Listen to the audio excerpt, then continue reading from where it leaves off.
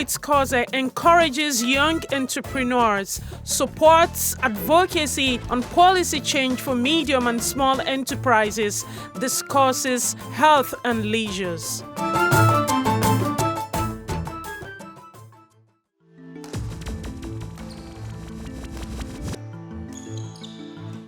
Yes, we hear these words that says information is power.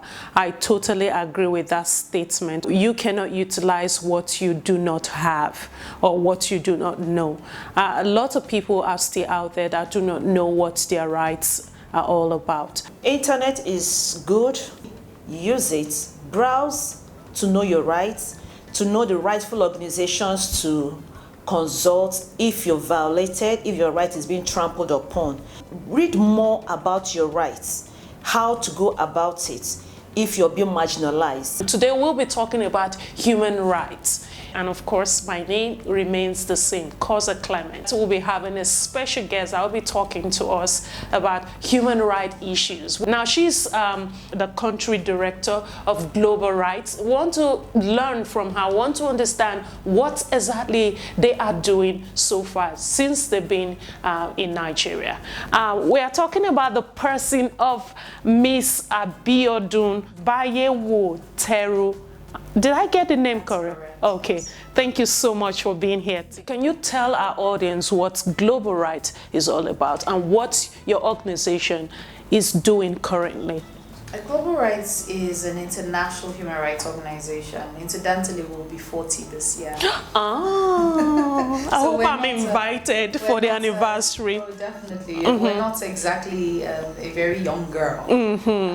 40? A woman who has come to maturity and is evolving with the rights issues that are ongoing. Basically, we are a capacity building organization working with grassroots activists and communities on how to protect their rights, and also providing platforms for the amplification of the voices of oppressed people and of people who fight for human rights. Right. Well, that's nice. Most recently, what activities do you have in Nigeria, and how do you coordinate all the countries together? When you think about what are the activities in Nigeria, for each country we focus more on what is deeply felt, widely felt, and winnable human rights issues. When you think for Nigeria, natural resource governance, for example, there is very little attention paid to mining host communities across Nigeria. While we've paid a lot of attention to hydrocarbons and the communities that have been affected by hydrocarbon activities, we've really not paid attention to mining host communities. For example, think of what happened in Zamfara State. Within Nigeria's context right now, another very important program area for us is security and human rights.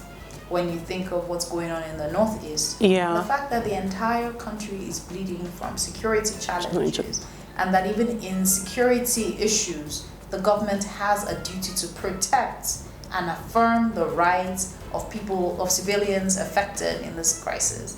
Think of what's happening in Plateau State, Benue, in the South, in Cross Rivers, in River State, in Akwa Ibom, all over Nigeria, Taraba, Kaduna, we're bleeding right now as a country. How do we build the capacity of not just the communities and civil society? How do we also build the capacity of government to know what their duties are for the protection of citizens and their rights? Another area is access to justice, which is a tie-through of all of the programs, and ensuring equity and justice on gender issues is another aspect of our work. Another very important aspect of our work under security and human rights is sexual violence. And you'll find it under security and human rights rather than under our gender program, because sexual violence affects not just women and also men in Nigeria. For example, while 1 in every 10 girls who have been a victim of sexual violence before they turn 18, 1 in every 4 girls would have become a victim of sexual violence before they turn 18. 1 in every 10 boys would have become a victim of sexual violence in Nigeria before they turn 18, and so this is. But most time, most time the focus is usually on the girl child, yes. And that is why we put it under our security program, so that even men and boys who are victims of sexual violence are able to access survivor responsive care. Okay, okay, that's very lovely.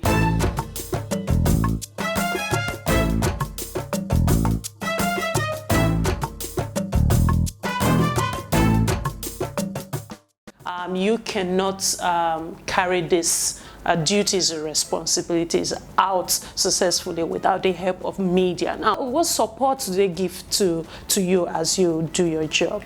The media is a critical partner for global rights. I would say they're one of our most important partners. How do we get word out on what people's rights are? How do we get word out on what these violations are? How do we also create platforms for amplifying people's voices and for creating dialogue between government and the people to ensure there's participatory governance? The fourth realm of government is extremely important. And so when we talk government in all the countries, we hold not just the executive, the legislature, and the parliament responsible. We also hold the media responsible. You are government. Yeah. And you should hold those three other fellows very accountable. So yes, the media is the bloodline of also changing cultures, of changing how people perceive issues, how people think about problems, how people resolve problems, how people speak to one another is really about how the media puts issues out.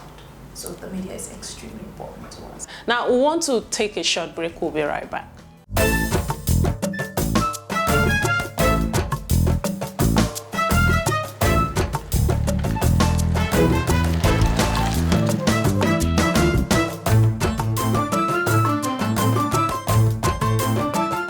Now, back to you. Thank you for staying with us.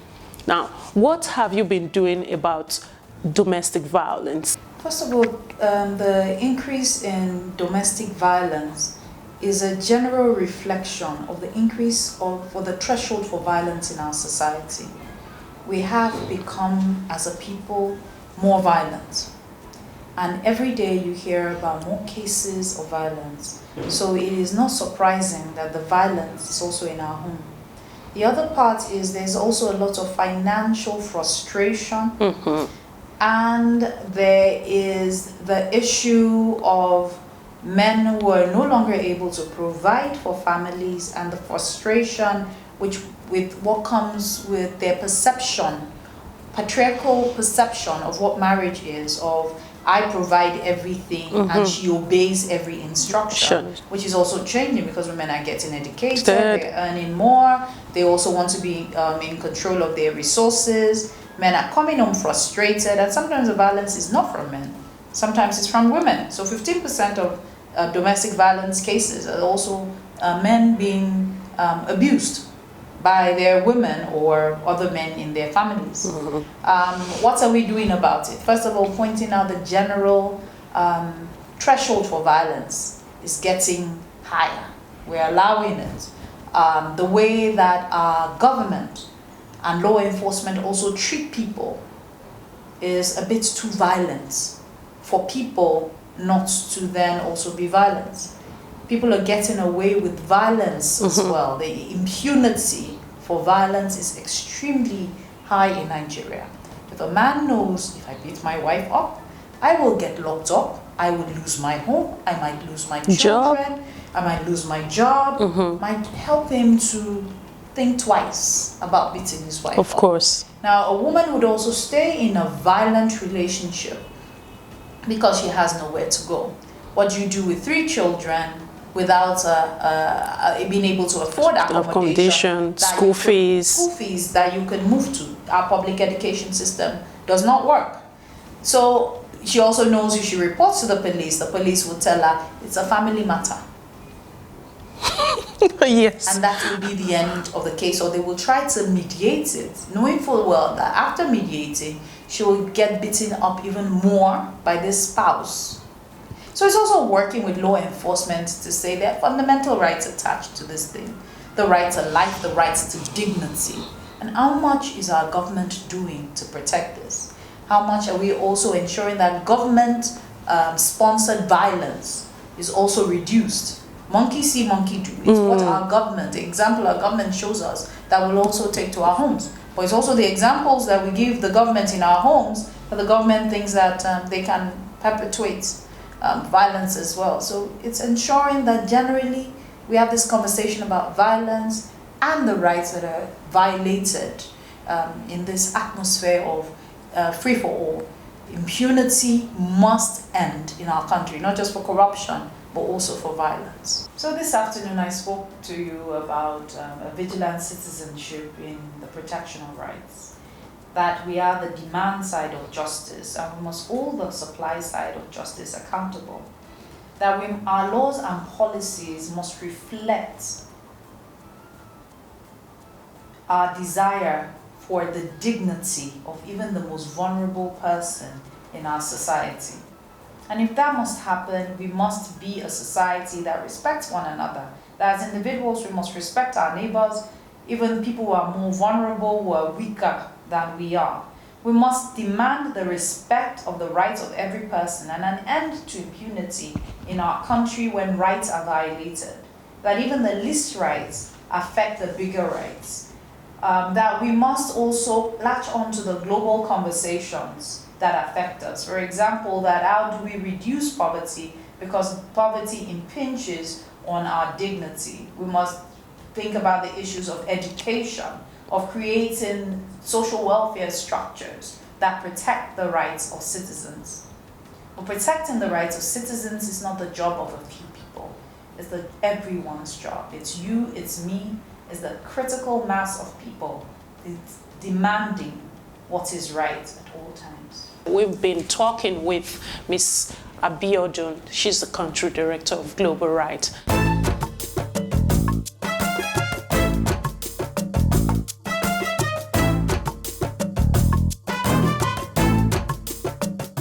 Yes, we have our special guest here. He's the person of Comrade Emmanuel Onwubiko. He's the National Coordinator of Human Rights Writers Association of Nigeria. So you're welcome to have our with Khoze.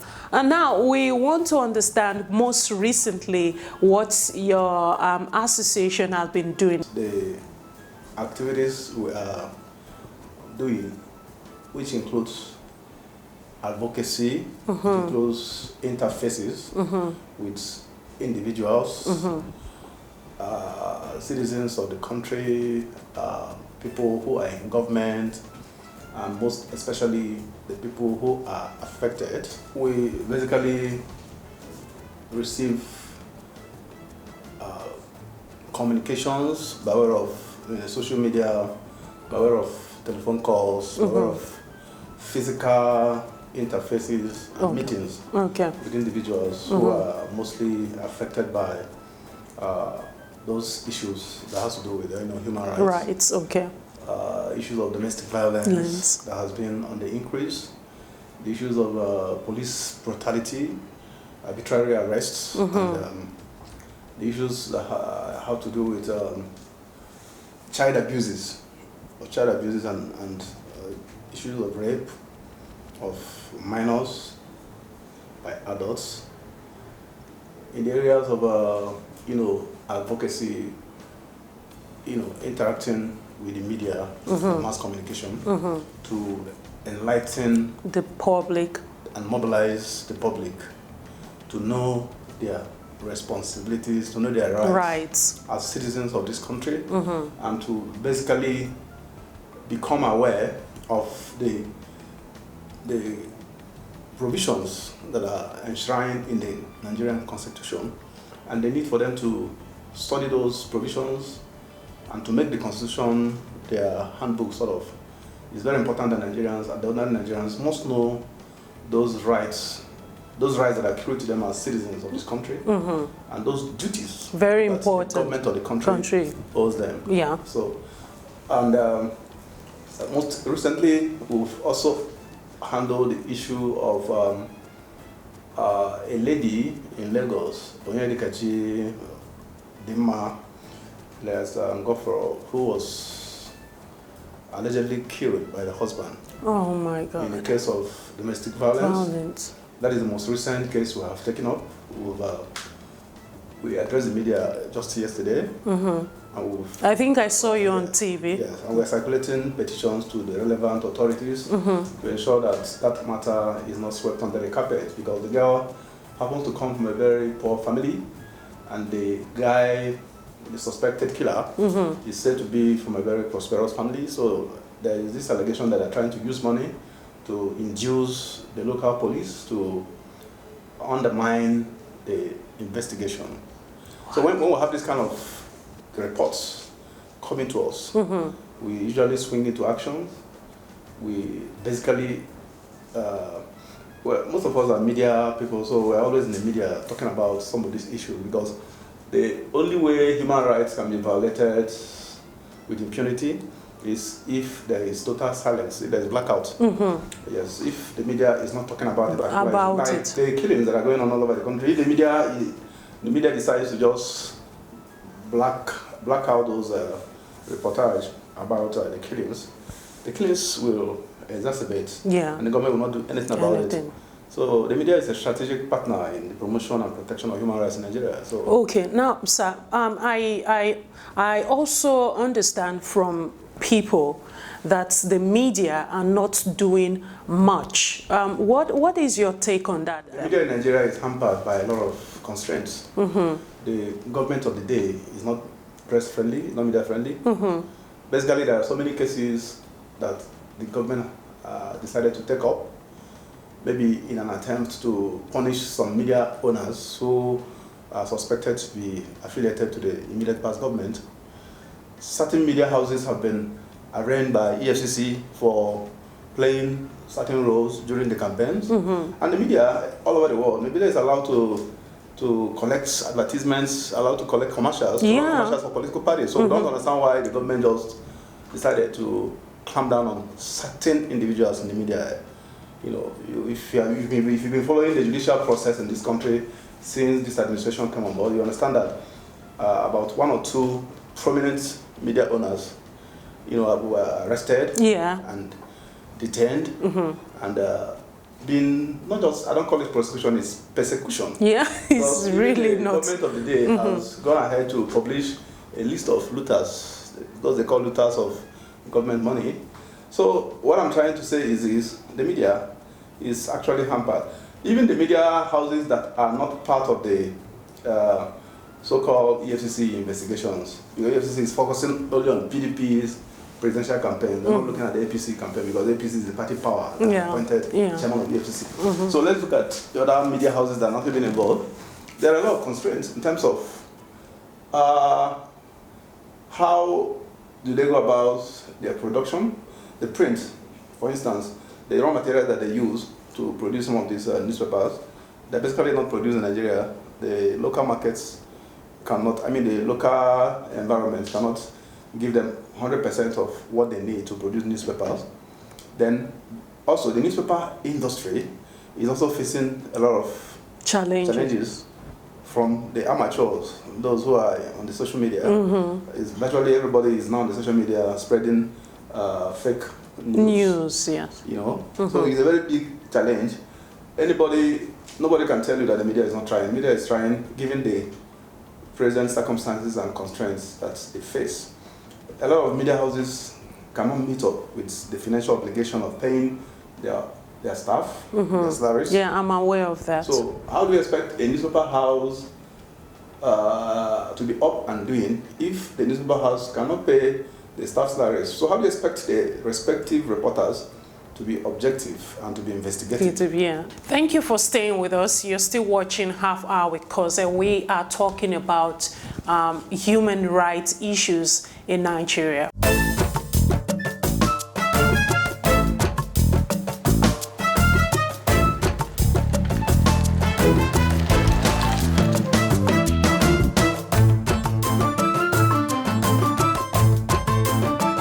Yes, the reason why we have a high rate of domestic violence is because of lawlessness on the part of government officials.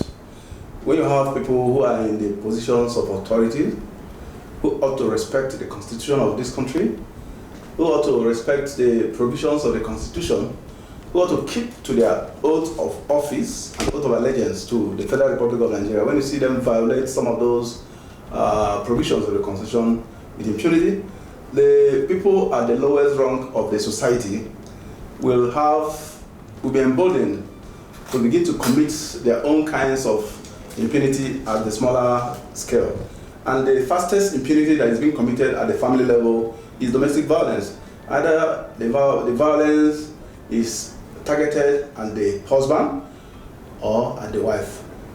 In Nigeria, the people that have been at the receiving end of this domestic violence are usually women, because women are said to be they're not very strong compared to the men. So you have a situation where in the last 1 month we've had over 10 reported cases of domestic violence. Even in this town, unfortunately, the one that happened in this town was the case of a lady that killed her husband because the husband spoke to his former wife. So the girl killed the husband and the case is in court. In Lagos, we also have a case of a lawyer, a female lawyer that killed the husband, who is a lawyer, because she alleged unfaithfulness. Then you also have another lady that killed her husband, a lady from Benue State that killed her husband.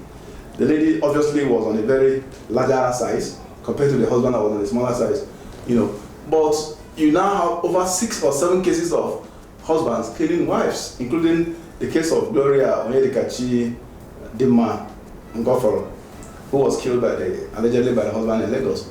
So these kinds of scenario will continue to happen unless we're able to get put our acts together and reorganize the justice sector.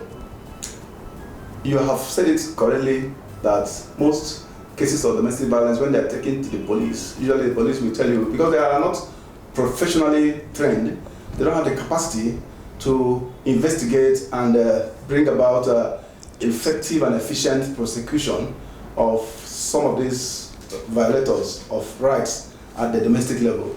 They just dismiss such cases as family problems. You go and settle it.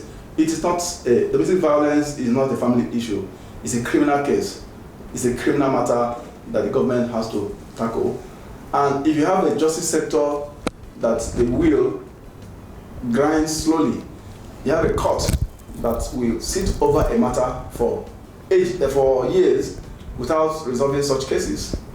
It increases the possibility of having multiple crimes of such dimension.